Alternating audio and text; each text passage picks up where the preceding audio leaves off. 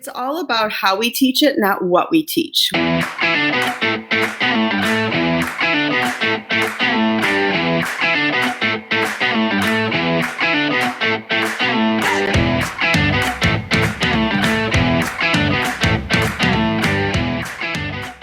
Amazing. Kristen, thank you so much for joining me this morning. How are you doing today? I'm good. I'm actually not tired. I'm awake and alive and ready to go. So one of the things that people generally don't realize is that we are on Eastern time, which means we are the latest possible time in the United States. But when we talk to, like when Ray's on from Illinois, you're on from Illinois, like Central time, we've talked to people from California, they have to wake up a lot earlier. So I just want to let you know that I personally appreciate that you woke up earlier than I had to today to join us. And I'm really, really, really excited. So it has been a crazy few weeks, right? There's a lot of things that have been going on. So just like, how are things going for you in general? Tell us a little bit about kind of where you teach, what you teach, and some of the other great projects you have right now. And then let's just share how are things going. All right. Well, I'm glad to be here. And I teach at Joliet West High School, which is Joliet Township 204 in Joliet, Illinois. I teach high school English, sophomores and seniors. And I have also then been deemed a fourth grade teacher because my 10-year-old son is homeschooled right now with remote learning. So now I'm teaching elementary school as well. And I'm telling you, I'm relearning math. So that is crazy. So I really love the fact that you identified yourself as a fourth grade teacher. I think a lot of parents are also feeling that. I know we've actually had a couple parents even try to get some information from us to kind of help them in their. Sorry, I'm getting the live feed up so I can read the comments. So they can get information on how to teach their students better. So that's absolutely fantastic. I do want to take a minute to say that Dave Schmidow, the one and the only, is joining our chat right now. So that's awesome. Brianne Fennell, as always. Adam Kados, Holly Stewart, Lindsay Titus, Alex Valencic. Wow, everyone came out to see you today, Kristen. I think this is crazy. Meg, Joe Gonzalez. I think that's because Dave told him to. That's okay. I don't care why they're here. And if the power of Dave Schmidow is working, that's fine with me. I'd also like to say hey to Ray, and Penny Dixon is also logging in with her new Teach Better gear on, which is awesome. So she's got her Teach Better gear on that is available right now. You can get your own Teach Better swag. We'll put the link somewhere in the comments. But so Kristen, you also have, first of all, you have a brand new book coming out Sunday. So we're going to talk about that. But you also have a lot of expertise and a lot of information on differentiation from your first book. And your first book is called Differentiated Instruction in the Teaching Profession. Look, and there it is, right there. You should go to Amazon and search Differentiated Instruction in the Teaching Profession and just pick that up right now. It's a fantastic read. Kristen is an amazing educator, an amazing resource, an amazing expert for all things education and differentiation. So please make sure you pick that up, whether you're listening in live or listening on the podcast later. Make sure you check that out. So people are still coming in. I just want to give them a minute before we release the news of your oncoming, your additional book, which I'm really excited about. So you do have a new project. You can lift it up. Just lift it up. Let's do it right now. It's going to be amazing. You do have a new project called The Perfect Puppy. So tell us a little bit about The Perfect Puppy and what's going on there. All right. Well, one thing I forgot to mention is I'm a national board certified teacher as well. So what that means is I'm excellent at what I do. Heck yeah. So The Perfect Puppy actually started about 17 years ago when I had a West Highland White Terrier. And a lot of people thought she was the Toto dog, which is a Cairn Terrier. It's from the same family, but they're different breeds. So I started writing about how, people were mistaking her for the Toto dog. And so I kind of put that back, after, not necessarily failures, but rejection after rejection. I just put it away. So unfortunately, we had to put her down in January of 2018. And so, I wanted to wait. And then my husband and my son wanted a new dog. So we went looking, and he really wanted a golden doodle. Well, we went to a breeder. I only go to see the mom and the dad as well. And they had a black standard poodle as the dad and a golden retriever as the mom. And we saw both of them. We saw the litter. Out of the litter of 10, there were 6 left, and 4 were black and 4 were golden color. And we wanted the girl, and she was a black golden doodle. So we brought her home, really excited, and everyone told me it's a Labradoodle. I'm like, no, it's not. I saw the mom, I saw the dad, and they're like, you need to get your money back. I said, no, it's a golden doodle.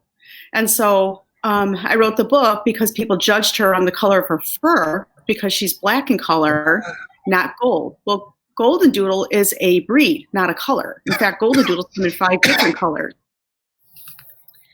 So I wrote the book saying that people misjudge others based on, on how they look, who they are, and they don't really understand them. So that's how the book came about, the idea of misjudging. And in the book, a golden doodle actually misjudges the Abby May, what's her name is, and saying you're not a golden doodle, you're not even golden color. And it kind of hurts her feelings when she's new to the area. So it kind of brings in the idea of new people, not judging them. And that's what the children's book story is about.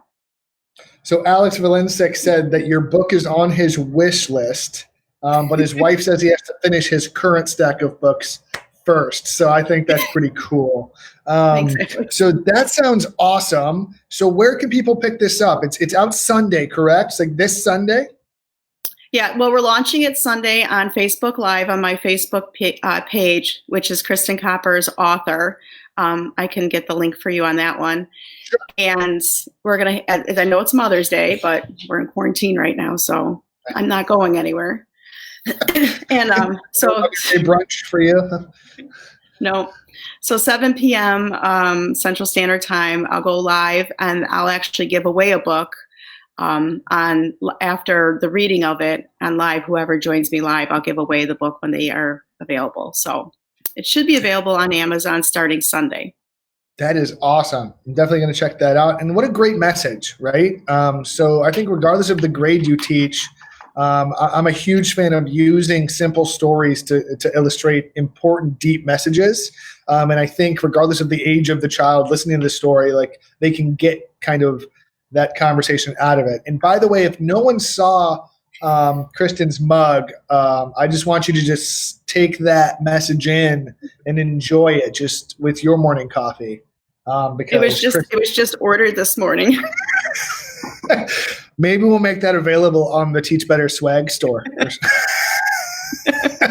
Jeff, the best mugs available now. Jeff, I'm going to need you to get on that, buddy. If we could just make that happen. I mean, technically they have hashtag Team Jeff and hashtag Team Ray shirts. So I think Chad is the best mugs could be fair. I think that's fair. I think it is, because you don't want to leave anyone out, just like my book says. So yeah. Brienne Fennell says she loves her EduMatch authors. That's awesome. That's awesome. Hashtag Chad's mug, says Dave Schmidt. That is awesome. It's gonna happen, guys. Let's keep those comments coming. We're gonna get a Team Chad mug or Chad's mug. Hashtag Chad is the best. Alex Valencic said, loving this. This is great. I'm just going to soak this in for just a moment longer before we move on. So we even have Mexico joining us. Tammy from Mexico, Guadalajara, Mexico, is joining us on the live. So that's fantastic. So that sounds amazing. I'm definitely going to order that on Amazon on Sunday. I'm going to read it to my kids. I'm really excited about that. So save a copy for me. I'll be ordering that as soon as possible. And then let's talk about your other book with differentiation and your other area of, I think, expertise, because I think that's a really common thing I'm hearing from a lot of teachers. They're going, okay, I get being online. I have my Google Classroom set up, but like, what about my IEP students? What about differentiation online? So I'd really like to kind of crack open or open up the can of worms, I should say, of differentiation remotely. Now, my initial response to teachers is that differentiation doesn't need to change a whole lot. Some of the same things you were doing in the classroom can still happen remotely, but sometimes teachers just need those practical tips and tools. So what would your response be to a teacher that's just going, hey, how do I continue to differentiate for my students in this e-learning, distance learning, remote learning environment? Well, it's all about how we teach it, not what we teach. We can teach anything. It's just how we teach. And I've been doing differential instruction for probably about 10 years. And because I'm a high school teacher, if I differentiated every assignment, I would be doing over 500 different assignments per assignment. Right. Make more able to learn the same. So instead of changing what you change how you teach. So you teach it in a different way. They could still have the same assignment as the student next to them, except you're teaching it in a different way for them to learn. I'm a visual learner, so if you sat there and explained something to me, I'm like, what do I do? If you show me, I can do that. So I do both auditory and visual learning in the classroom. And one way to understand metamorphosis, when we were reading the book, or the short story Metamorphosis by Franz Kafka, let me get it here, students, and then we had a school play, and I always like to do authentic learning. Authentic learning is really important to me because they're not just writing it for me, I want them to write it for other people. And if they're writing it just for the teacher, they're not going to give their best work. So we read Metamorphosis, and we also had a play that year called Into the Woods. And the students had to pick a character, and they had to metamorphosize it with one of the characters in the novel. And one of the characters was Davina from Chronicle of a Death Foretold to Rapunzel from the play. And so you could see how she put the character on one side, she was Rapunzel, real pretty. On the other side, because Davina was like a maid, she made the idea of the maid. And then another student did Cinderella, and it's a 4-block or 4-tile, and then she did the townspeople. Cinderella starts, and then it turns into birds, and then the birds become townspeople. Wow. So these are in the book, and these are actual students' assignments that I gave, and they gave me permission to put them in here. And there's a bunch of other assignments that students did. I always incorporate their work because if it wasn't for them, then I don't get better. And so it's not what you're teaching, it's how you're teaching it. You could give the same assignment. You might have to get rid of a question or two, but you don't have to make 40 copies of the same assignment for each student. I love that. It's not what you teach, it's how you teach it. Another really great thing I think you spoke on was if we give our students authentic tasks that are mastery based, and if we give them engaging tasks, a lot of the differentiation pieces start to happen organically, right? So by giving them choice and multiple options to demonstrate their mastery and show what they know, you're inherently differentiating by just providing that choice, because you're giving them multiple access points to demonstrate mastery in the way that they see fit. I mean, you just gave two really simple examples there, but you can do the exact same thing in Google Classroom. In fact, Tammy from Mexico says that she's meeting with small groups just like she did in her classroom, but like on Zoom. So like still pulling those small groups as needed and things like that. Those are really, really easy ways. So Erin Reuter even says that she's added choice into some of her mastery grids because she runs the grid method in her classroom. So like she's adding more choice and options into the grids that she's already giving her students. So that's absolutely fantastic. So I want everyone to make a big star by that. It's not what you're teaching, it's how you're teaching it. And when we put best practices into our instruction, just like Kristen's showing you here, differentiation and a lot of those boxes we want to check happen organically, and they happen daily, regardless of if you're making 40 of different versions of a worksheet or whatever that is. So that's absolutely awesome. Let's see. And the grid method. Go The ahead. grid method works perfect with this, because you can Sure. have that grid method ready, and I've done it, and they work at their own pace. And the fact is, you're there to moderate. You're really not supposed to be teaching all hour in front of the class. You're supposed to be Sure. there to help them. You teach them in the beginning, and then you give them the skills needed. And that grid method definitely helps them move along at their own pace because and I know students don't work at the same pace. Some students will Sure. finish early, some students will finish a lot Sure. later. But we also don't want to waste class time. So the grid method definitely works perfectly in this how to differentiate the teaching of it. I'm going to pay Kristen her $20 for pitching that after this. Appreciate that. Don't worry, I got you.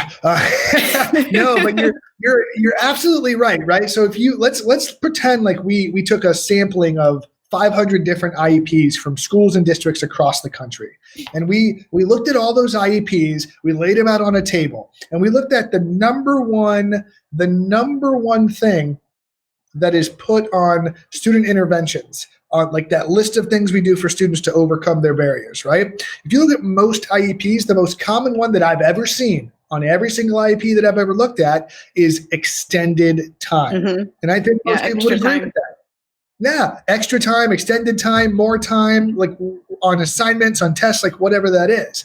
Now, if we go on the other side, in Ohio, we have like something called a WEP, which is for gifted or advanced learners, and we say for the highest students, we should curriculum compact, let them work ahead. And one of the things I tell people all the time is asynchronous, self-paced mastery learning, just like you're talking about, allows students, regardless of where they are in that spectrum, to get what they need when they need it. And those that first thing on every IEP you have is automatically taken care of, because if they need more time, they're automatically getting it. And this also brings up their zone of proximal development. A lot of people maybe haven't heard that since Education 101 classes in college, but keeping students right in that zone where they're going to maximally learn. And you do that by doing exactly what Kristen says. You keep them engaged with authenticity. You give them multiple options and keep them focused on the learning. And then you make sure that they're not outside of their ability level, or that you're not boring them to death with stuff they already know. You want to keep them right in that zone so that they can thrive. And whether you're in a classroom or digitally, it doesn't matter. Like, those things are fundamentally true. So I definitely think giving choice, giving options is a great tip. Giving authentic assignments, regardless of if we're remotely or learning or if we're in the classroom, great tip. Focusing on what you teach, or no, sorry, I had that backwards. Focusing on how you teach, not what you're teaching. Sorry, I messed up like the big bullet point I told everyone to write down. That's perfect. See, I'm glad I caught myself, because someone would have given me crap for that later when they listen to the podcast on Teach Better Talker or watch this later. So those are some great tips. So if I'm a teacher and I have already put together my entire Google Classroom, right? I already feel like I'm at the end of my rope, except for I'm realizing my students aren't really performing up to par, and I really need to differentiate for some of my lower students, or maybe even some of my higher students, right? Like, what is like a good first step I could do as a teacher? What's some of the first things I should look at in my assignments, or how I'm teaching those assignments, that I can kind of start this process with? Well, the very first thing, and I've experienced this with my own students, is how is everything worded? How are the questions worded? How's the assignment worded? Because we want to like sound really good, proper, but if it's worded to where they don't understand it, I mean, don't forget, these could be elementary, secondary, or junior high kids. They may not have the same vocabulary as we do. And that's another thing of how you're teaching it. So you can still use simple words like, in what way does this work, instead of trying to, use pretentious words and making it sound a lot better using our own vocabulary. So the very first thing is look at the assignment questions. Can you understand it from a typical high school or elementary or junior high level? That's a really great tip. And that's something I think a lot of teachers just overlook, because they're trying to put it together, get it done, make the post. but we talk in our natural vernacular, our natural vocabulary. Something I used to do verbally if I'm on a Zoom meeting or teaching with students is if I use a larger word, I use a synonym that's a simple word right next to it, so that I start to assimilate students to that harder vocabulary. I don't assume that because I use this big word that they're supposed to know at this age, that they're going to just get it, right? Mm-hmm. And that's a great way. That's a great way to take care of some inequities that exist in the, in child development too. All our kids, you hear this all the time. When students start in pre-K or K, right? They're already at disparaging levels of vocabulary because some of them have been read to their entire childhood or their infancy, and some of them have never seen a letter or a book. And so, like, these gaps can get wider as in their vocabulary acquisition. That delay can continue if needed. So Sarah Beth said, also include academic vocabulary as part of their instruction. So embedding those tier 2 and tier 3 words into the instruction with scaffolds and support around them is a way to continue to build that vocabulary as well. But I love the fact of, like, the first place you should look is the language you're using to communicate with your students. I think that's a great tip. Because if I'm looking through my worksheets and going, could I use a more clear word here? Could I use an example that relates more to my students, right? Things like that are absolutely, absolutely vital. And one thing too, the last comment is you could always write the sentence one way and then rewrite it another way using higher vocabulary so they could see what the difference is and still understand the question. Yeah, I love that. So Brian Gerst has just commented, I'm thinking of giving a suggested way of meeting the target, but also leaving the option open for students to create their own. Yes, 1,000 times. The way you ask a student for demonstration of mastery may not be the way that they want to demonstrate it. And that is a universal truth. So doesn't mean you can't suggest. Brian, I love that comment. Doesn't mean you can't suggest, hey, maybe you could write me a 3-sentence summary, or maybe you could draw a picture or a comparison image, like kind of like what you were having your students do. But I would always add the tagline, if you can demonstrate mastery in another way, ask and feel free to do that. Just leave it open. And by just simply adding that little phrase at the end, you're now opening up so many possibilities. You're also opening up the discussion with the student of, well, if you can't show me the way I'm asking, can you show me a different way? Can you verbally explain it? Can you draw me a picture? Can you write it? Can you record verbally a response? We have so many great tools to use. Opening up those options for students is absolutely vital. So, Chad, on that note, because of our last unit in our high school, what I'm teaching really had to be done in the school. So I had to recreate the last unit. And I'm not going to have students read a play on the computer because I'd rather have books in their hands, and I don't want to sit there and read on the computer. Yeah, I'm with you. I'm with you. Technology is great, but sometimes we just need to take it away. Yeah. So I gave them a Google form and I said, what do you want to learn this last unit? Of course, a lot of them are like, nothing, I want to sleep, but that wasn't going. But they chose what they wanted to learn this last unit. So I put together a unit based on all their responses, and they have choices. They have 5 different choices for their final assessment. And I do standard-based grading in the classroom. So they only have 3 grades. But the other checkpoints lead up to those grades. And they actually created their last unit. It wasn't me. It wasn't something that I had, so I had to recreate everything. But it was fine because it was something that they wanted to learn. And I know that at least they'll choose one of the options, because I gave all the options of what the students wanted. And in the beginning of the year, for the first time, I asked them, what is it that you want to learn this year from me? And a lot of them are like, nothing, I don't want to do writing. I said, well, that's not going to happen. You're high school. You have to learn certain writing if you're going to college and all that. Sure. But there are options where they had choices. They had, instead of doing a compare and contrast essay, which is extremely hard for sophomores if it's not taught right. And even when it is taught right, It is extremely hard for them to understand. So I just had them do a comparison and contrast chart. It still did the same thing. They've already written 3 other essays. I'm not worried about the writing. I'm worried about the content. And so all they had to do was compare and contrast the two, and it didn't have to be in an essay form. That the skill was to understand how to compare and contrast two similar or different readings. So yeah, the idea is if they can do it and master one level, then give them another option. And that's what I do. They have several options for every assessment.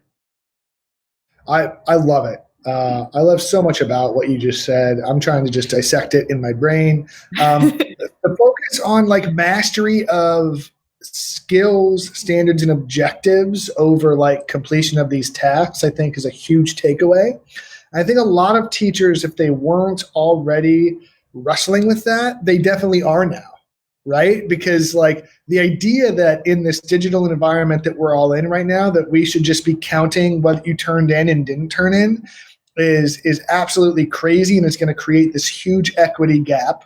It's going to create all these other issues, and we really have to be able to be open to the idea of, you know, fewer assignments of higher quality, providing student autonomy, choice, and ownership to demonstrate mastery of what they need to prove.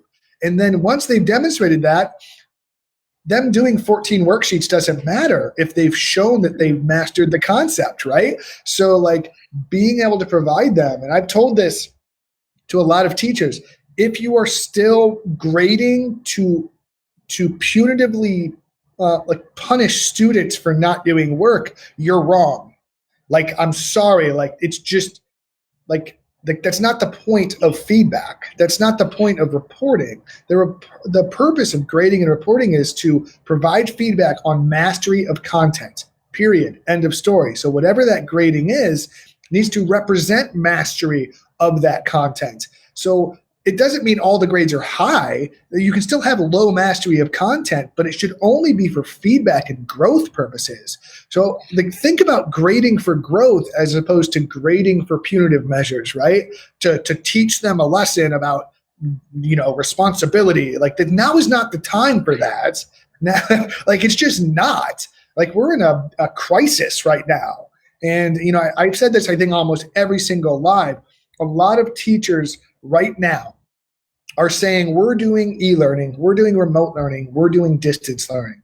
But I have some really crazy news. You're not. You're doing emergency, crisis, traumatic learning in a digital environment that everyone put together in about 3 days. So don't like this isn't the time to be like, well, like everything's business as normal. It's not. This is a crisis. It's a pandemic. And I'm sorry, but like things are just not going to go back to normal. So we can't keep doing things the way we always did and go, they'll figure it out. We have to have grace. We have to have flexibility. And one of the ways we can do that, just like you're saying, is a standards and mastery-based approach. Open some asynchronous learning. Provide your students choice and options. Fewer assignments with more choice and more ownership can allow multiple students wherever they are to thrive in your digital environment that you're trying to run right now. So I love that. That was awesome. I got really excited, obviously. So I don't want to keep you here all morning, okay? I know you have probably a lot to do. I do want to say Rochelle Dene-Poth is here, Holly Stewart, Adam Moeller. Thanks for joining in. My boy Jeff Gargis just popping in right now, so that's super exciting. So Jeff, I don't know if you see the mug that Kristen has, but we need to get that on the swag store as soon as possible. There have been a wave of requests for quote unquote Chad is the best mugs. I'm thinking we're gonna have to make that happen. Just giving the people what they want. I get royalty on that, though, right? Sure. We'll work something out on the back end. We'll work something out. some copy or trademark, right? There you go. So Sarah Beth says, thinking about how important differentiate. Jeff said, "Get out of here." Sarah Beth says, think about how important differentiation is going to be in the fall. Teachers are all going to need to pivot. So this is a really great point that Sarah's making right now, in that yes, differentiation is important right now, but I think, and I think I'm correct in this prediction, that we're going to see a greater gap in learning and a greater summer slide than we've ever seen coming back in the fall, which means I don't think any school or classroom or district's going to be able to say, okay, welcome back, kids, start whatever grade you're in, right? Like, we're going to have to really be able to pivot and meet them where they are. What are some of your thoughts of what we can do in the fall as classroom, as educators and classroom teachers, to like make sure we're closing those gaps and meeting some of our students' needs? Well, I know it's going to be really hard for math. At least for English, the skills, they build on each other and you just get better. With math. You have to have one level to the next. But at least for English, what I'm going to do is have a Google form for my students in the beginning of the year and at the end of this year, and find out, just honestly, after grades are in, what is it that deterred you from participating or completing all the assignments, or coming into the fall, what did you do? You know, I told the students I'd rather have honesty than anything, and it's not going to hurt their grade, but I want to know what were the problems. Like with seniors, I have some that have to work. They have to provide for their families. So they're not on Zoom calls, or they're maybe not getting assignments in, but they're getting their summatives in, which is the most important to me. Like I said, like you said, if they know one formative, they don't have to do the rest, but that leads to their summative. So, you know, high school is a lot harder because some students have to work or take care of little younger siblings. So I want to find out, like, what do you learn? What do you know? And I'm going to give them some, you know, key objectives that they should have learned from the previous year to see how well they know it. This way, I can figure out where I need to go with the students and then create that grid method on who's where they are and who needs that extra help. And that definitely will help, but you got to find out from the students. We can't assume that they know how, that my son's going to go in the 5th grade. Well, he's doing all his work and I'm making sure he's doing his work, but I got to make sure that he's ready for 5th grade. You know, he's not going to, even though it takes him a little bit longer, he's going to complete the assignment because I want him to have that knowledge. I don't want him to fall behind. And so that's what we have to think about our students, is where are they at? What do they complete? What objectives do they know? What standards do they know? And then you go from there. And then second semester, hopefully we can get back into, you know, how normal it was. But that first semester we have to be, and I'm a very tough teacher. I really am. The students, they say they love to hate me, but they understand what I'm doing is I'm pushing them, and they understand that. And for me, that's going to be a big step to take it slow. It really is. And I'm going to do it because it is about the students. It's not about me. It's not about anything else. It's about, hold on. This is the star of my book. All right. Sorry. Yeah. She's a big girl. Yeah. Yeah, she's got her baby. So she had to come and say hi. Yeah. She's excited about the book too. She is. She's all excited about it. She's a really big girl. But yeah, we have to make sure that we understand the students and what they learned or what they don't know, and then just be, be cautious with them.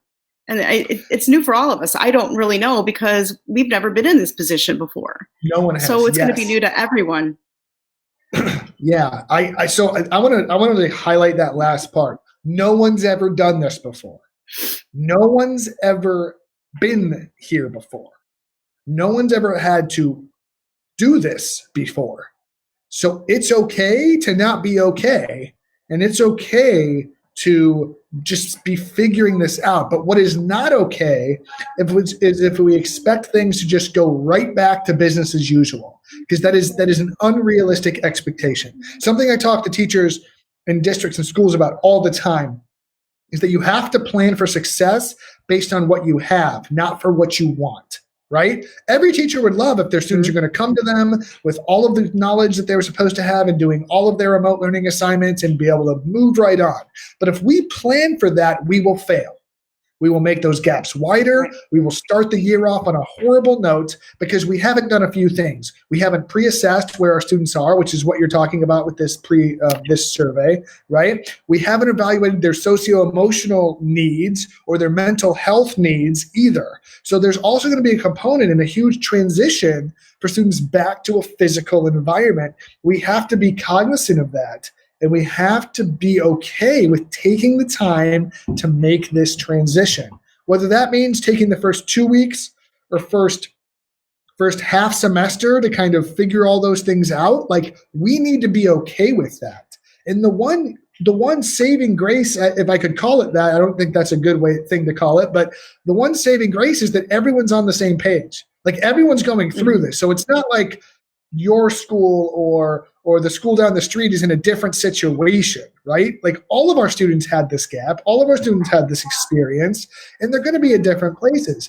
But you want to make it so that your students can succeed with the lowest common denominator of scaffolds and support that they had during this time.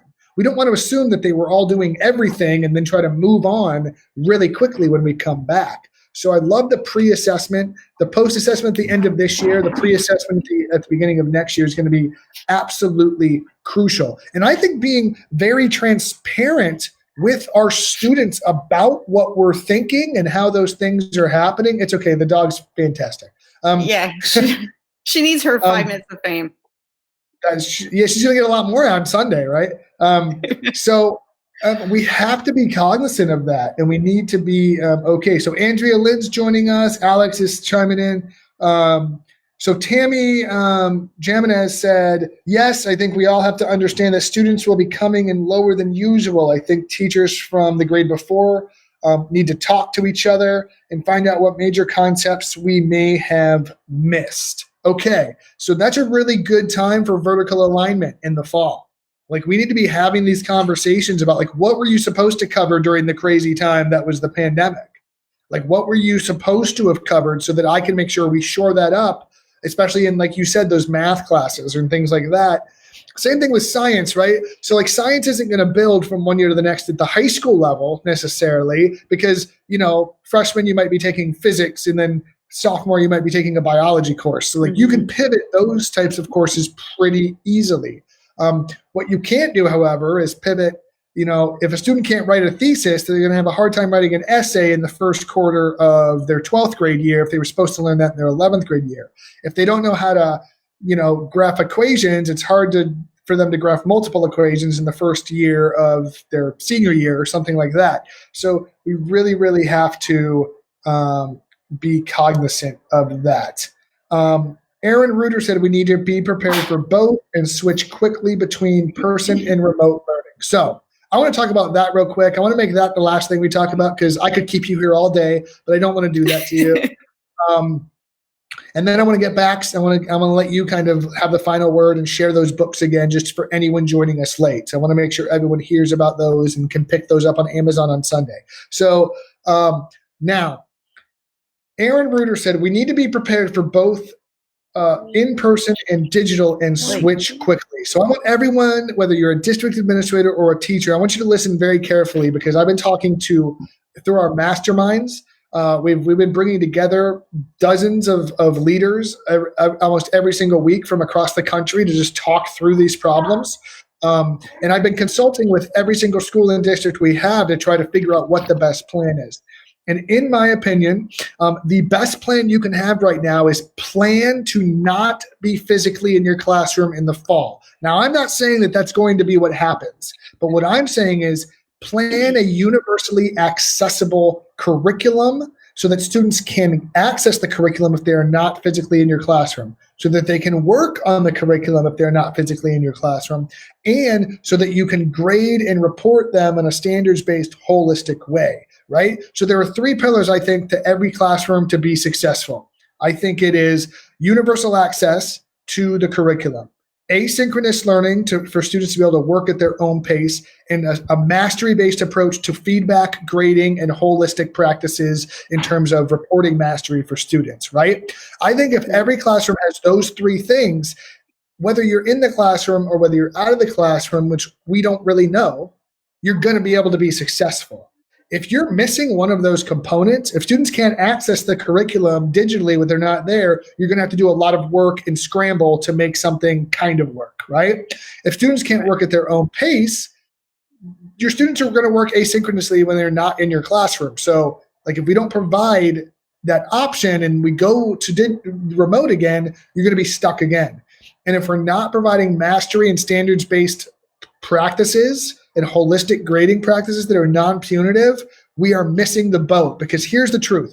Every school is going to be standards-based in the next 10 years. I would bet my entire career on it. I don't think it's going anywhere. I think mastery and standards-based grading practices are not going to go anywhere. They are going to be here. So as far as I'm concerned, you can either get on the boat or you can have the train hit you while you're on the tracks in 5 or 10 years from now when everyone transitions. So get on the boat early. This is a great opportunity to start thinking about those things. And just like you said, I'm going to have you remind them some of those options, but just giving them options for how they demonstrate mastery, or focusing on 3 or 4 topics or standards as opposed to 15 assignments.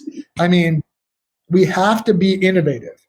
We're in an innovative crisis right now, and we have to be able to be innovative, and that is awesome. And Andrea just said we need to take "you should have already learned this" out of our vocabulary. Yes, Andrea, yes, 1,000%. I don't want any teacher saying this ever in any classroom next year.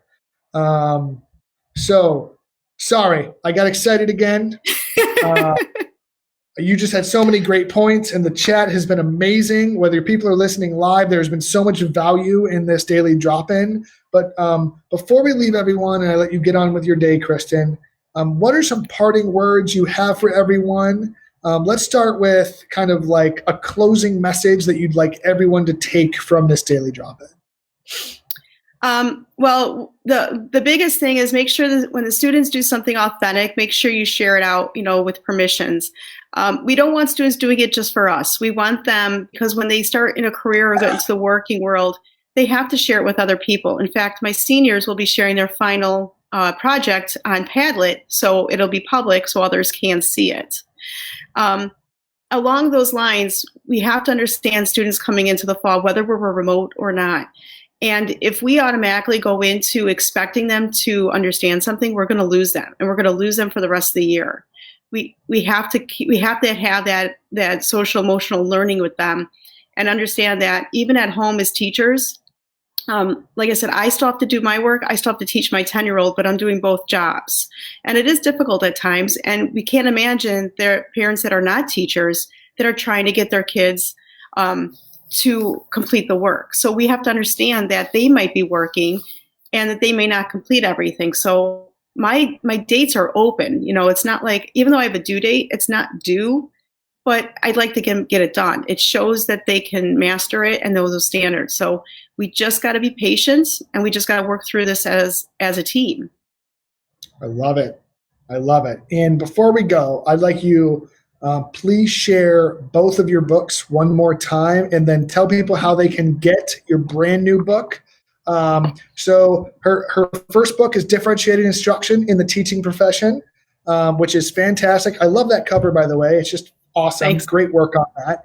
And then the next is going to be a children's story called Perfect Puppy. The Perfect Puppy. Okay. The Perfect Puppy.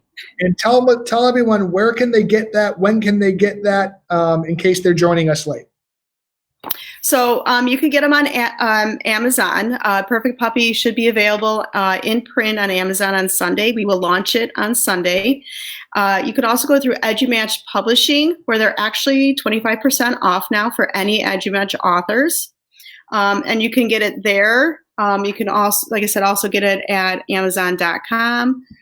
If you want an autographed copy, you can go to my website, which I'll post in the comments after the chat, and I can send you the autographed copy. But like I said, if you want to read any other EduMatch author books, you can go directly to their site, edumatchpublishing.com, and they're 25% off from that site only. That's awesome. 25% off right now, EduMatch Publishing. Go check it out. Sunday, go grab that book. Right now, go to Amazon and check out the Differentiation in the Teaching Profession. differentiating instruction in the teaching profession. Go Google that, search it, you'll find it. Absolutely fantastic. So, Kristen, I want to thank you so much for coming here and providing all this amazing value to our PLN.